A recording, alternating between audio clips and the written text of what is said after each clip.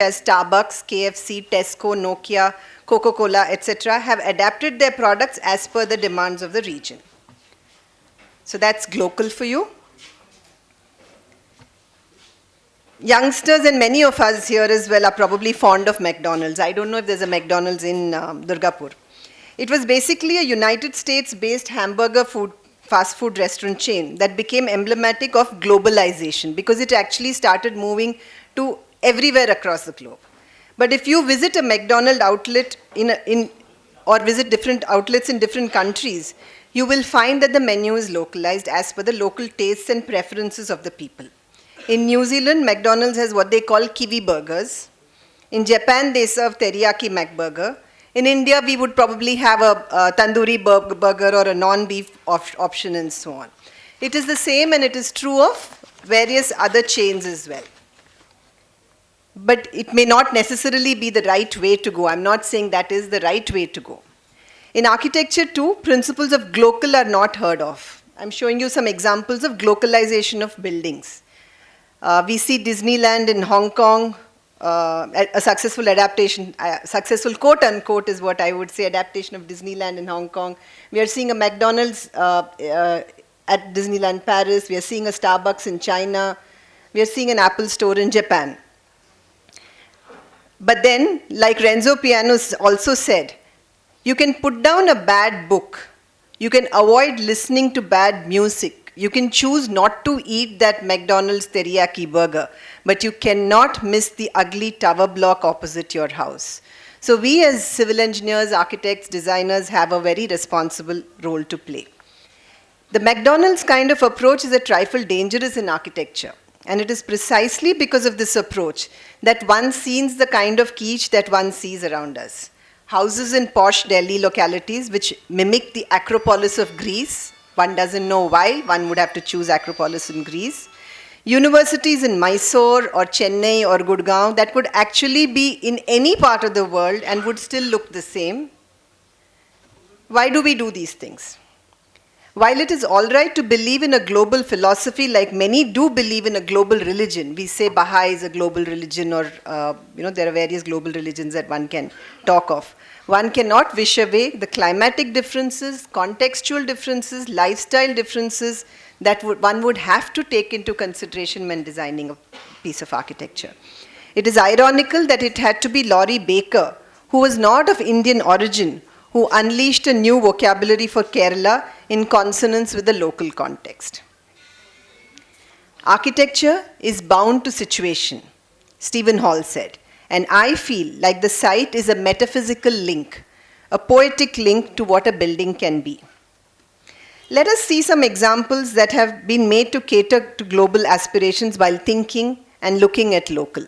So this is, one more of the Disneyland in Hong Kong, where they claim to have used Feng Shui and hence it fits in. So this is the Arab World Institute by Jean Nouvel. In his own words, he says, a cultural position in architecture is a necessity. This involves refusing ready-made or facile solutions in favor of an approach that is both global and specific. The Arab World Institute is a showcase for the Arab world in Paris. So you must remember that this is an institute that is actually located in Paris. And it is designed by a French architect. It is therefore not an Arab building, but an Occidental one. The representatives of the 19 Arab states that commissioned it were surprised by it. Some had wished for something more pastiche-like the Paris Mosque, but certain symbolic elements pleased them. Like the mashrabiyas. Mashrabiyas are these jalis that you see, which cast, because of the sunlight entering, they cast a very beautiful pattern, which is symbolic to Arab culture. They kind of recall the Alhambra also. From an urban point of view, the institute is a hinge between two cultures and two histories. If the south side of the building, with its motorized diaphragms, so those openings are actually, they keep changing in size based on the amount of sunlight available, is a contemporary expression of Eastern culture, the northern side turns out to be a mirror of Western culture. Images of the Parisian cityscape around the Seine are enameled on the exterior glass like chemicals over a photographic plate. So you see reflections of the Parisian landscape itself on the glass. And so he's tried to really create a very local context to, for a very global building. These patterns of lines and markings on the same facade are an echo of contemporary art. The theme of light is reflected in the southern wall, which consists entirely of camera-like diaphragms and reappears in the stacking of stairs, the blurring of contours, the superimpositions, the reverberations, and the reflections and shadows. With the advancement in technology, the ways in which buildings are being designed and being built has changed. Using the globally developed technology and adapting to local surroundings, need makes any project successful if it benefits the local style.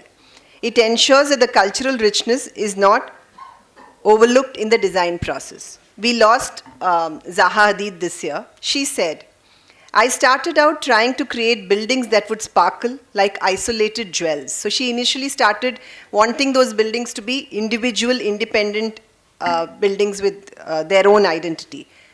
She says, now I want them to connect, to form a new kind of landscape, to flow together with contemporary cities and lives of their people. We have all these very famous people and many of us who believe that we must look local as well. But when we build, we seem to go back to doing what many others do. Why do we do that? So here we come to what people's aspirations are. For all of us here, I'm sure client turns out to be God. And for many, turns out to be God. And the client often wants only global, not even local, and definitely not local. So that is where the catch or the problem is. I'm sure many architects and designers here, I'm sure many of you face this problem. I've been having this debate on many forums with architects, with students, with designers, my fellow members at IIA. And I think it is time that this debate is brought to the doorstep of the layman. If the person who's actually commissioning a building agrees that, yes, I would like you to consider context, I am not looking at aping something from there, I think half our problems would be solved. I'm just running through a few buildings. The other was talking about Charles Correa. So this is the Ismaili Center in Toronto, one of the buildings that Charles Correa did. And I think Maki also had a role to play somewhere. Fumiko Maki, the Japanese architect, also had a role to play somewhere close by here. And again, there were interpretations that he drew from Islamic architecture, and but he wanted the building to have a modern identity as well. This is the Hasu House in Bangkok, and here the local context is brought about in the way the whole place is planned. It doesn't show in the facade of the building, but it shows in the designing and the planning of the building. So we need to bring this debate to the doorstep of the layman, like I was saying, appreciating architecture, defining what is good aesthetics. We need to understand what appeals, why something appeals more than the other. With reference to fabric, the cotton seems to be finding its way out, unfortunately, while I love it. Let us not allow that to happen in architecture. With communication having improved so hugely, people having access to information on all corners of the globe, aspirations are likely to get global. Serials on TV, movies, and what movie stars believe is classy. You have Mukesh Ambani building the Antilla. These become aspirational for most of us. So how do we tackle this confrontation? Renzo Piano, again, I'm quoting a few architects that I read a lot about. If you have total freedom, then you are in trouble. It's much better when you have some obligation, some discipline, some rules. When you have no rules, then you start to build your own rules. But should those rules include diktats such as painting all buildings blue and white? Yes, we could aspire to be a London or a Singapore. But should the aspirations be limited to good governance, best practices, to good infrastructure and the like, and not be extended to blind replication? I definitely think so. I'm just showing you a few examples where I think there is a good understanding of global and application in local. This is architect Habib Rahman's work in Egypt. Now, this was a building by J. Mayer Architects in Seville in Spain. Nobody will probably say this is in Spain, this is Seville. It's a extremely modern looking structure, and it got shot down on all fronts. When it was designed, everybody was so upset, they hated the building. Today, it is one of the most loved structures. There are people taking selfies there all the time. There are little miniatures of all kinds available for people to buy. It is a huge, hot tourist stop. Can we understand why? It's not the exterior of the structure that finally took over. It was what the structure was meant to do. J. Mayer understood what the people in Seville wanted, their lifestyles. This became a fantastic place for congregation, coming together, rock concerts and all kinds of things. And hence it became something that became extremely local as well, while being very, very global in its outlook. Another example that I'd like to quote here is the Sydney Opera House. It would have had nothing to do with Sydney or Australia really, if you look at it in isolation. But it took from the water, it drew from the sails of the ships, and I think it became a statement for its time, which people really began to love as their own. The California Academy of Sciences by Renzo Piano again. Here he felt, you can see how beautifully it echoes the landscape. When he visited the site, the mounds on top were actually on the floor level. That is all there was. He sat there and he sketched and he walked over those mounds. And he decided that he would not want this to look very different from what it is. He just lifted the whole ground up the way it is with its mounds, and the buildings came below it, and the building goes further below as well. This was something that resonated hugely in me, because this is also a highly sustainable building, because of a lot of other things which happen within it. But the fact that he said he will not disturb the landscape to the extent we have to build, one doesn't deny that. But if he can, he said, I will not disturb the beautiful landscape, which completely is identified by everybody around in that area. That was a big statement that he was making. This is one of the design, I'm just showing you one example. This is one of the design competitions that we handled last year. It was for the Indian Green Building Council. The students across India were asked to design transit shelters for construction workers. Many of us do large projects. Many of us know that the construction workers get a very raw deal on site. Their living sheds, living quarters are in very bad condition. It also makes sure that families cannot stay, women cannot stay with the families, the children cannot stay there. So hence it becomes a single man living there, only the probably the male laborers and the male masons stay there. So it becomes a reason for fostering social problems and other issues as well. So we threw this open for students to come up with ideas. And this was the first prize winning entry from a young pair in Durgapur University. The reason I'm bringing this up is this is a problem that is universal, that we need to provide for transit shelters. How did they deal with it locally? So they said a builder will not want to spend money on this. If he spends money on this, he's going to say, oh, who's going to do it?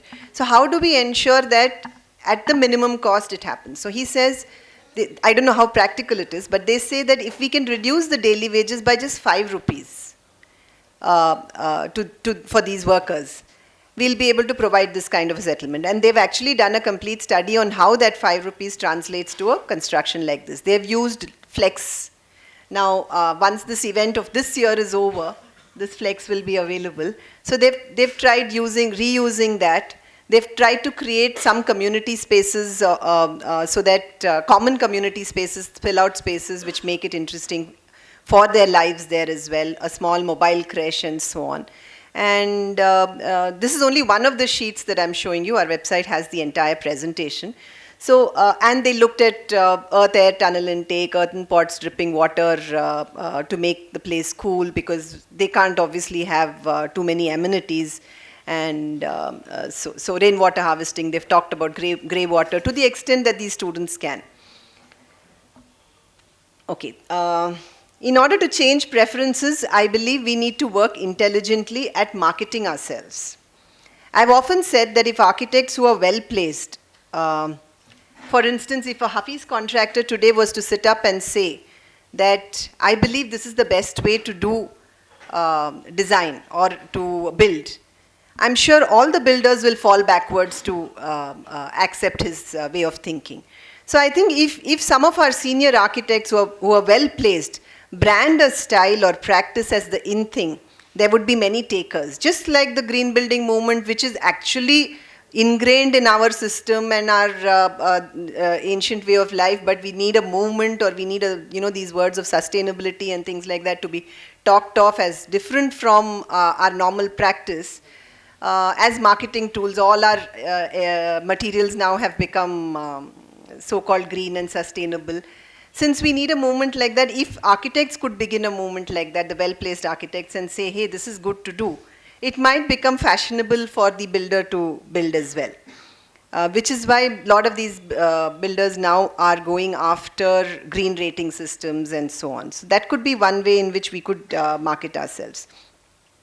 Also, if we all begin with believing in ourselves and that the right approach to design lies not only in applying locally what is a global trend, but applying it with thought and understanding of what it would do to our environment, to our lifestyles, to our collective aesthetic. Every line that we draw on a piece of paper translates into something that means volumes to people living around it. And that is something, if we internalize and are careful about, I think a lot of our problems will be solved. This is a temple. Dada showed a church. This is a temple designed by Sanjay Mohe, Sai Mandir in Bangalore. And it's like little peels of a fruit. And inside you get a lot of daylight. There is, I'm told, I haven't been inside, I'm told the deity here in the sanctum is actually just one lamp, and it's supposed to be a very beautiful experience in there. All of us have been here, the city center, and we have experienced the other malls. This mall to me symbolizes actually what our way of shopping, what we are used to as a way of shopping, going through streets, browsing along the way and so on. But most of our malls are designed to be vertical structures. Why? Why can't, I mean, I know that Harsh Neotia ji had a presentation, Charles Correa Memorial Lecture recently, and he said how difficult it was to sell space in this mall also, because even the retailers did not want to pick up space, saying this would not sell. And this is, I think, one of the most crowded malls today if you go over a weekend. So again, if we could, and Charles Correa said he would not build any other way. You want me, I will do this. Otherwise, I'm not coming on board. So if we could have that conviction, I know we need to reach a certain level. Maybe after winning these awards, you can say that to some of your clients and say, I will not build otherwise. But yeah, it is difficult when you're a struggler to take these stands. In a strange way, architecture is really an unfinished thing, because even though the building is finished, it takes on a new life. It becomes part of a new dynamic, how people will occupy it, use it, think about it. Space. Architects always talk about space. Designers always talk about space. But creating a space is not automatically doing architecture. With the space, same space, you can make a masterpiece or cause a disaster. Which one do we want to do is what we need to ask ourselves. Thank you.